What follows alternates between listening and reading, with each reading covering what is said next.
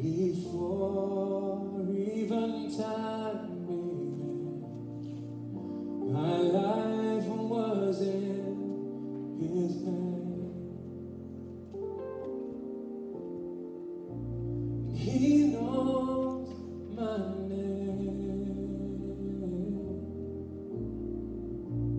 He knows my every thought. He sees each tear that falls and hears me when I call. Let's all sing. I have a Father. I have a Father.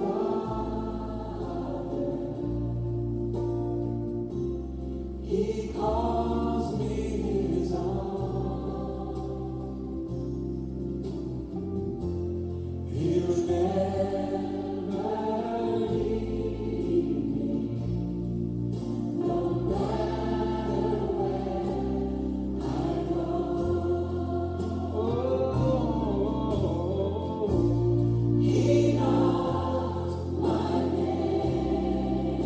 I'm so glad I can say He knows my every thought. He sees each tear that falls and hears me when I call. He knows me, He knows my name. Oh, He knows my name.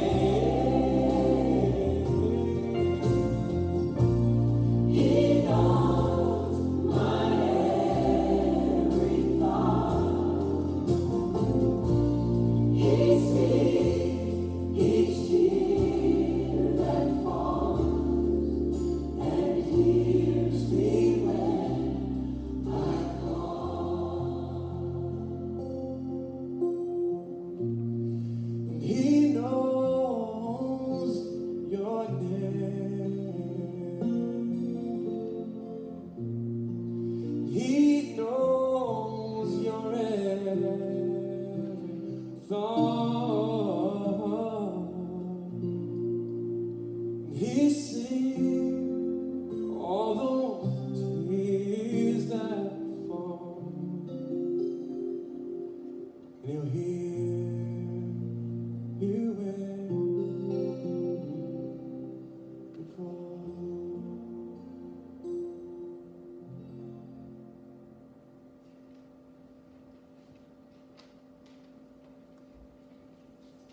Good morning on day 14 of the national quarantine, and we come to call upon the name of the Lord.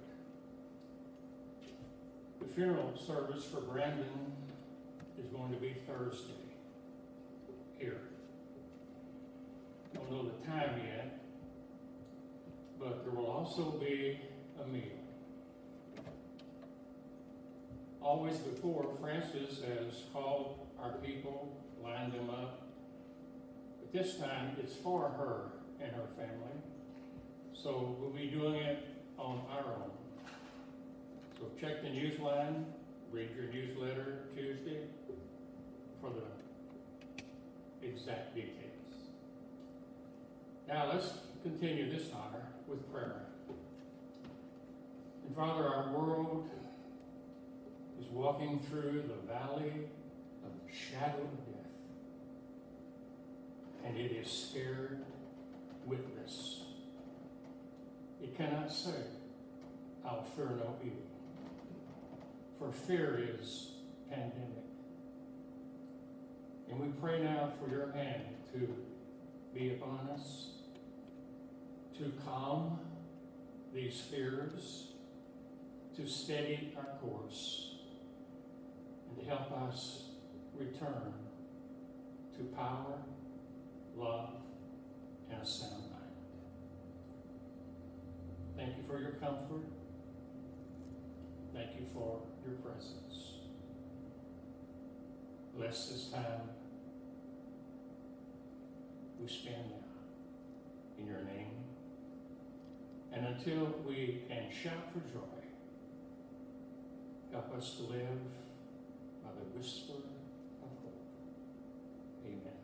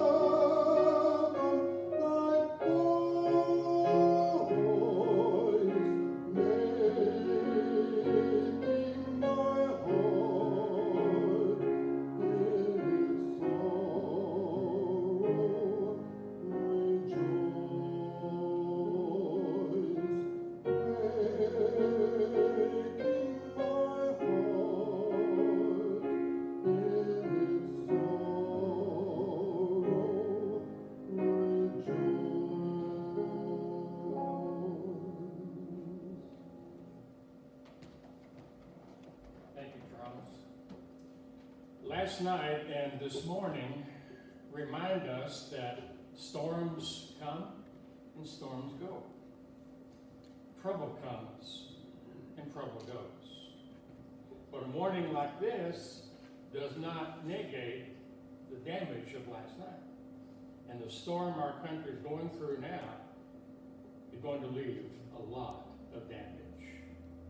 But hope comes with the morning. So, COVID-19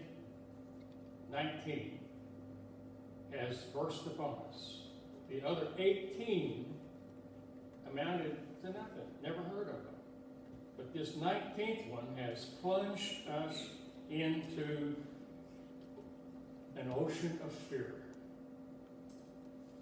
From quarantine to social distancing. This is going to go on. So maybe next Sunday, Stephanie, you should sing Bette Midler's song, From a Distance. I'm just joking. But it is no joke. To meet or not to meet? That is the question, to paraphrase Shakespeare. Churches are in a quandary. Law versus Lord. So what do we do? We'll just do what's right. Okay, let's try that. Some people say if we have church, we're setting a bad example. We may be spreading the virus, and it's not good. But other people need to be here. We have a grandmother here this morning. And her grandson's funeral is going to be this week. Where could she go but to the Lord? And to be with some of the Lord's people. I know, stay home and save lives. But we never save the soul by staying home. It's a quandary. So if I announce we're going to have church, I don't care what the state says, that I'm leading you to violate a state ordinance. But if I say we're not going to have church, then we're going against conscience, calling, and constitution. So what do we do? Whatever you do is wrong. To some, to others. I know, let's go to the Bible. Let the Bible tell us what to do, okay? So the Bible says in Romans 13:1, let every soul be subject to the governing authorities. And it also says in Hebrews 13:17, obey those who have the rule over you. Plain and simple, right? But the same book says, forsake not the assembling of yourselves together. And we remember Peter saying, we ought to obey God rather than man. So, we're back where we started. What are you going to do? Meanwhile, the church is hurt. We have lost blessings. Lost offerings are never made up. We probably will lose some people. And our momentum has ground to a halt. But you know, this isn't really the issue. There's something else going on that we need to be aware of.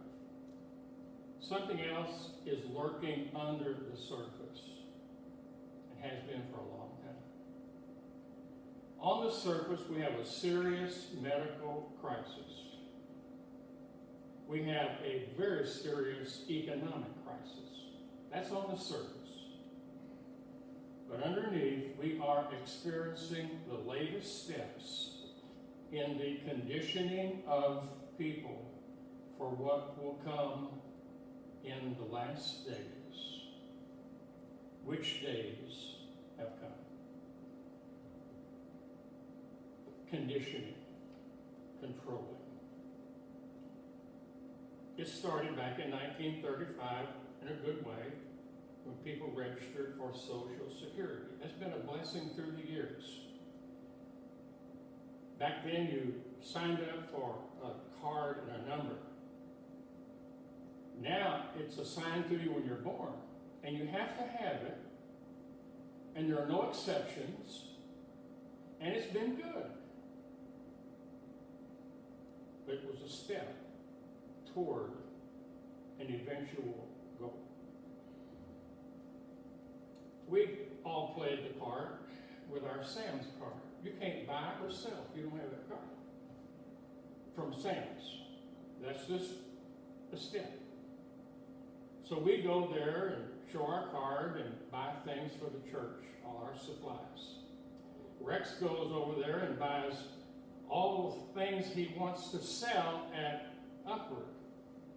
So we buy and we sell because we have this card. Innocent, acceptable, but conditioning. The ID on your next driver's license will allow you to fly on commercial airplanes, get a passport to go to another country, or to enter a federal building. If you don't have that ID, you can't do those things. So in order to do those things, we take that step. Church attendance is now, as of now, considered non-essential. Worship is put in the category of non-essential things which can be canceled by order.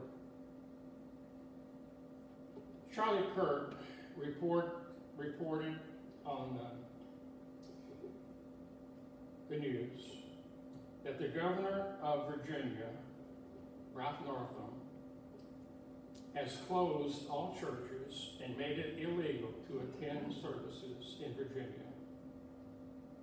Doing so is punishable up to 12 months in jail and or a fine of $2,500.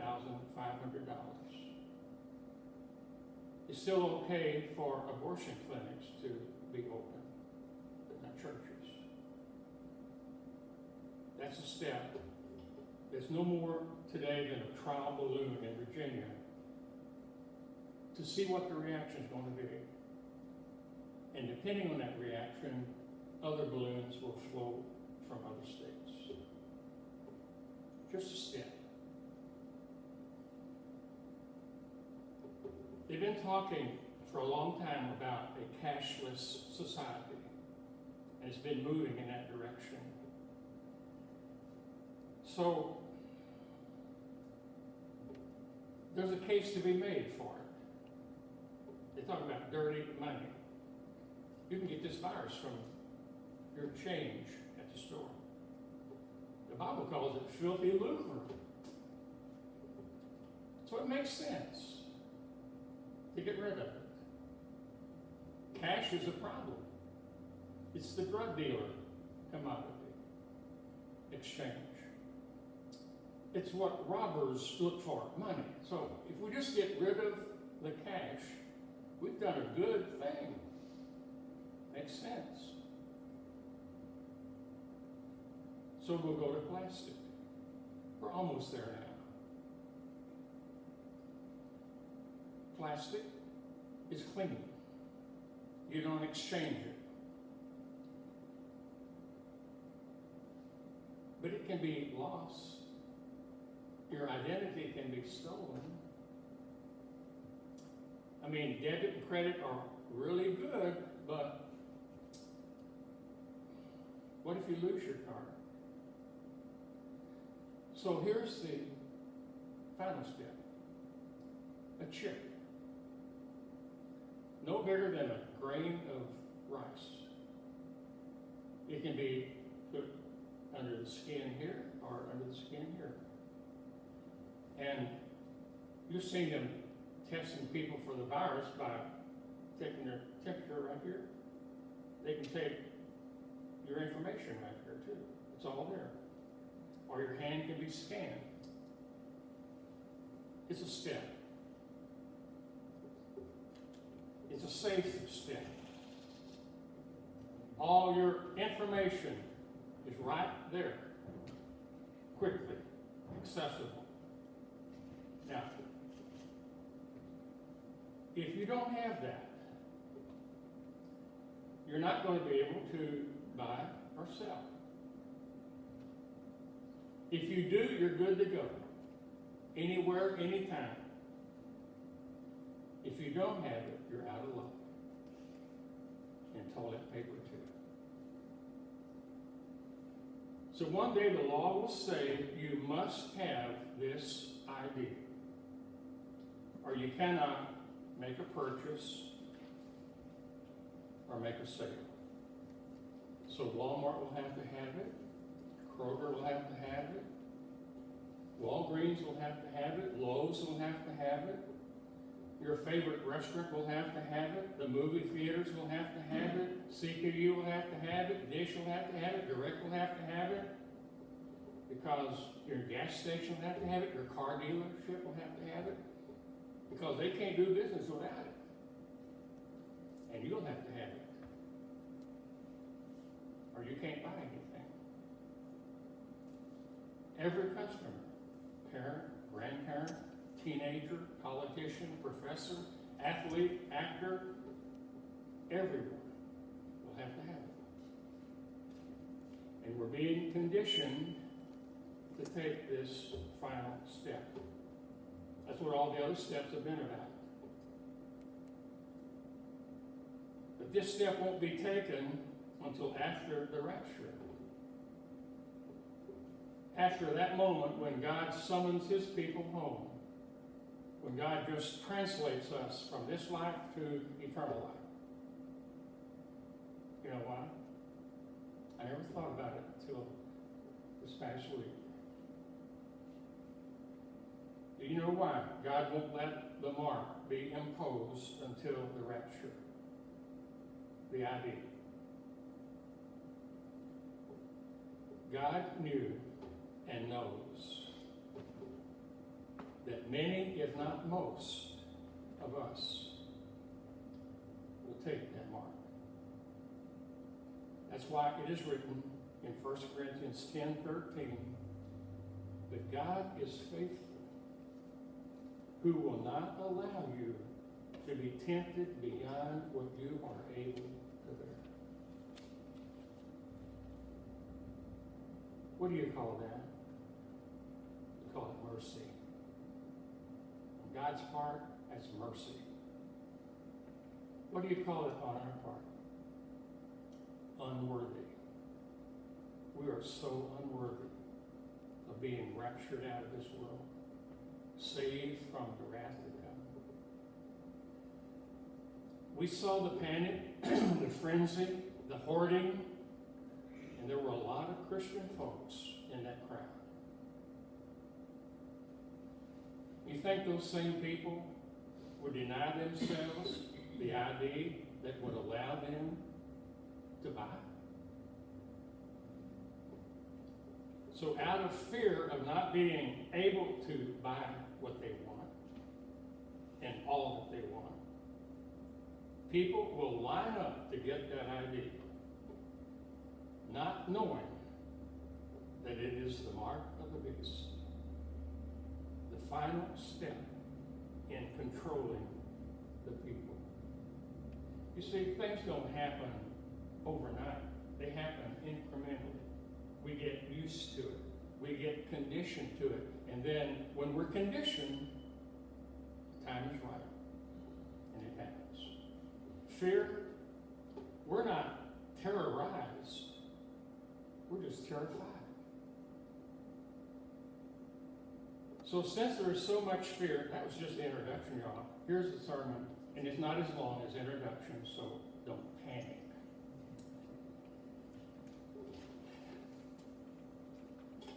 Fear not is the number one commandment in the Bible, mentioned more times than any other, hundreds of times. In some form or another, fear not. You know why it's the most given? Because it's the hardest for us to keep. So why did God repeat himself so often on the subject of fear? Wouldn't once or twice or a dozen times have been enough? No, because fear is the most difficult command to handle. Fear not is the hardest thing to keep. Our world is filled with things that invoke fear in the human heart. Now, there is a healthy form of fear. That's not the one we're talking about. We're talking about the one that cripples and paralyzes and hurts. Unhealthy fear. We all have them. Falling, night, snakes, falling in the night on a bunch of snakes, public speaking, taking a risk, and so forth. So let's talk about fear, how to conquer fear. Not just this one going around now, but in general. And we start with the first letter of fear, F, stands for faith. If we're going to conquer fear, we're going to have faith. The 4 points are going to be F-E-A-R. The first one is faith. Fear and faith are mutually exclusive. You can't be faith-filled and fearful at the same time. Matthew 8:23. Then Jesus got into the boat and started across the lake with his disciples. Suddenly a terrible storm came up with waves breaking into the boat, but Jesus was sleeping. The disciples went to him and woke him up, shouting, "Lord, save us! We're going to drown!" And Jesus answered, "Why are you afraid?" And then he answered his own question. You have so little faith. Fear says, I'm not sure about God. Fear questions God.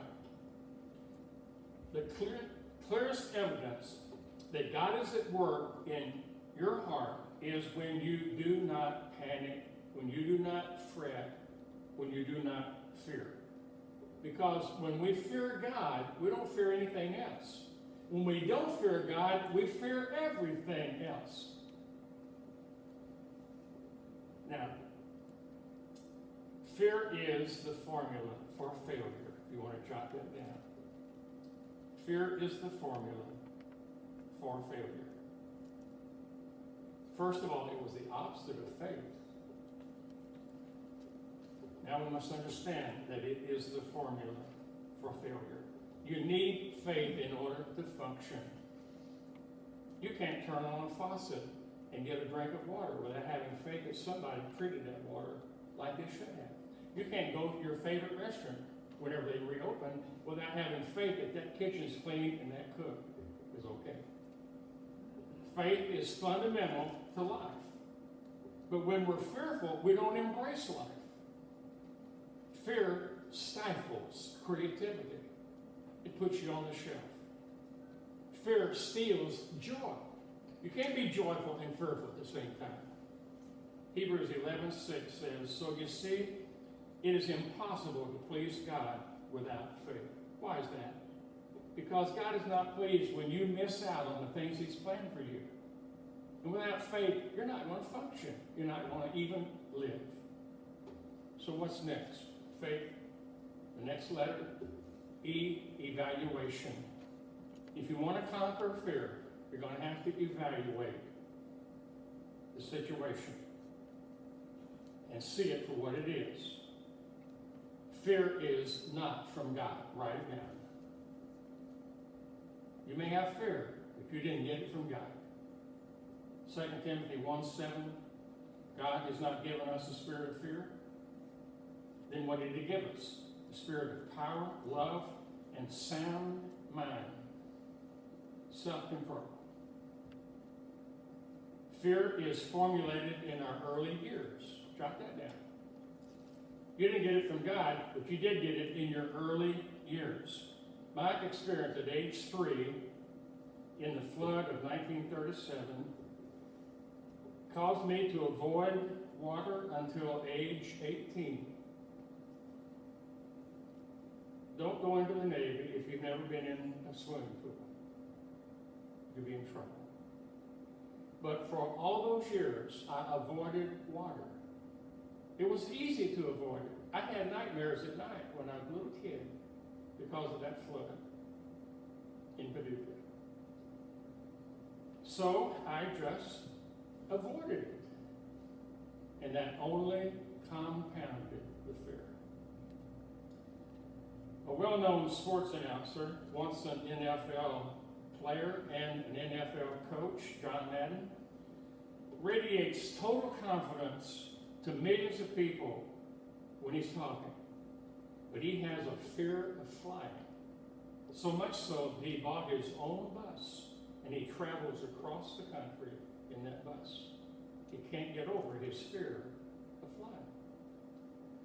Some are afraid to enter into a personal relationship because they got burned 20 years ago, got hurt 30 years ago. So they remain fearful of entering into any type of relationship. They avoid such situations, like I avoided water. Fear dictates their social calendar. It dictates their life's decisions. But fear begins to diminish when we take the time to evaluate the situation and understand why we're afraid. Now, jot it down. Fear is compounded by our perception. Fear is compounded by our perception. Hebrews 13, 5 and 6. For God has said, I will never fail you. I will never forsake you. So that is why we can say with confidence, the Lord is my helper. I will not be afraid. Perception. If you've got a big brother with you, you're not afraid of that bully. It's perception. I don't have to be afraid. The Lord is my helper. God is not going to drop you if you lose your job. God is not going to drop you if you get dumped by someone. But a fearful person has a hard time believing that the Lord is his helper. A fearful person blows things out of proportion. They live by the words, what if? What if I get that virus? Then I've got a 98.5% chance of getting over it. Perception. I'm not going to die because I get it. Didn't die with pneumonia. Didn't die with the flu. Didn't die with heart disease. What if is not the way you live your life? The Lord is my helper. He is with me. Scared to Death is the title of a book by Douglas Rumford. He cites a study in which 60% of our fears are totally unfounded. 25% are already behind us. 10% are so trivial and petty, it doesn't matter. That leaves 5% that we can do something about. And if you realize that 95% of all your fears could be removed by faith and evaluation and action, that's the next letter. And you would be well on your way to conquering your fear.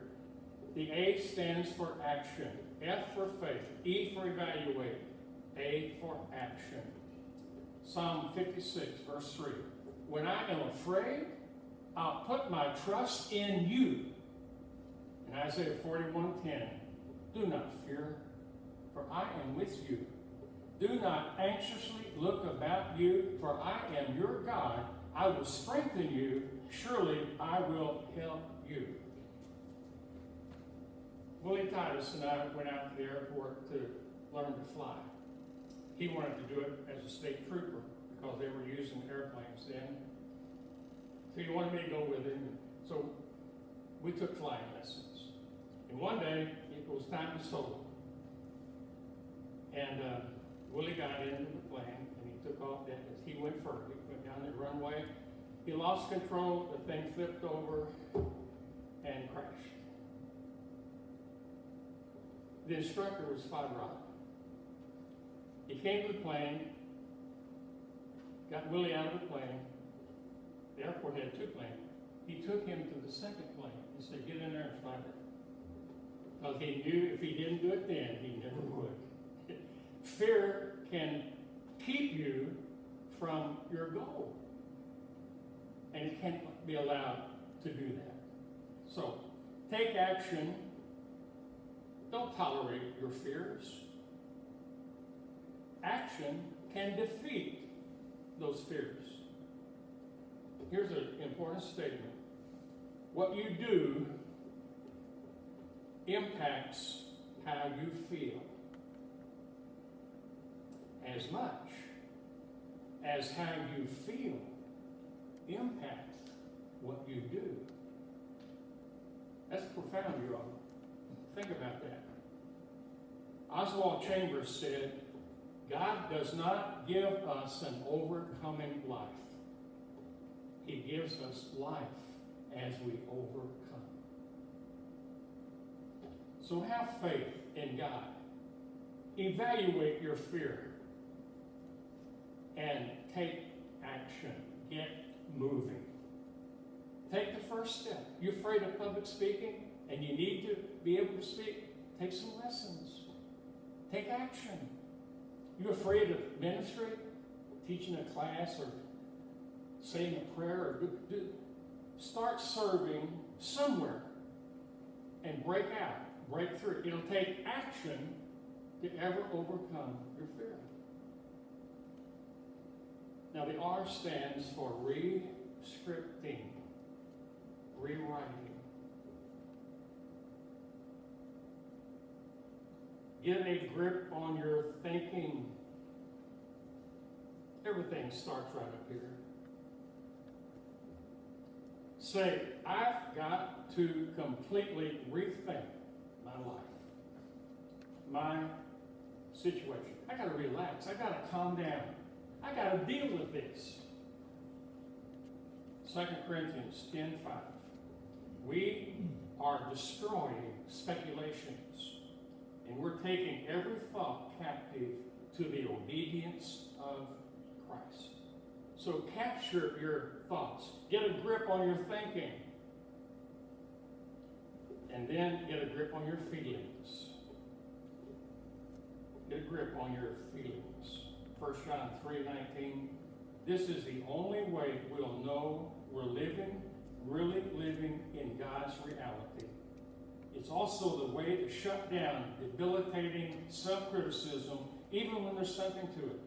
For God is greater than our worried hearts, and He knows more about us than we do ourselves. The best way to do that, to get a grip on your thinking and your feelings, is to graft into your thinking some scripture. Memorize some key verses until they become a part of you. I'll always remember being historic for grafting into her thinking. Philippians 4:13. I can do all things through Christ who strengthens. She used that when they told her she should have an abortion. She must have an abortion. She did that when she was so sick, having the hardest time. She would tell herself, I can do all things through Christ who strengthens me. Graft in something like this. Fear not, for I am with you. I will help you. And that's going to produce some courage. You can overcome your fears. To close, let me give you about 60 seconds worth of Abraham Lincoln's story, because it has a point. He went to war at Black Hawk as a captain, came home as a private. He opened business in 1830 and went out of business in 1831. He opened a law practice in Springfield, but it never went anywhere because he was too unpolished and too temperamental. He was defeated in his first campaign for legislator in 1832. His sweetheart died in 1835. He had a nervous breakdown. He was defeated for office in 1838, for elector in 1840. He ran for Congress in 1844, but lost. He was elected to Congress in 1846, but then defeated in 1848, 2 years later. He was defeated in a run for Commissioner of General Land Office. He was defeated in a senatorial election in 1858. But he was elected President of the United States in 1860. His presidency was hit hard by the Civil War. So how did he keep going through all of this? His Bible tells a story. If you pick up Abraham Lincoln's Bible, it falls open to Psalm 34, verse 4. That page and that verse is smudged from a finger going back and forth, reading these words. I sought the Lord, and he heard me, and delivered me from all my fears. That's how we can overcome fear. Have faith in God. Evaluate your fear. Understand it. Then take action. And if you have to, rewrite the script of your life. No fear. So, Father, we ask for your peace.